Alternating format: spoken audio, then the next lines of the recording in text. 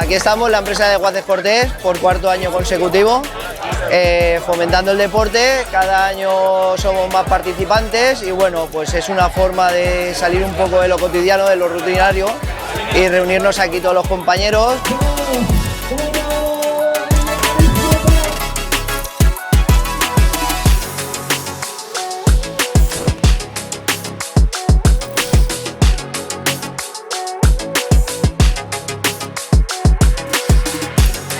Es mi primera carrera, nos hemos apuntado con la empresa.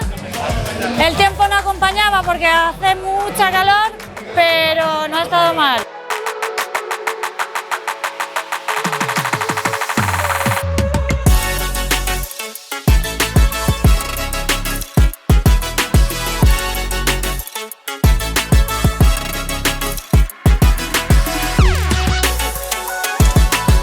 Luego en la unión que hacemos nosotros con la gente de la empresa, que normalmente durante el año no hace casi deporte, cuando llega este momento, un mes o dos antes quedamos, entrenamos, salimos a correr, y llega el día de la carrera y entonces hacemos un día bonito junto de piña.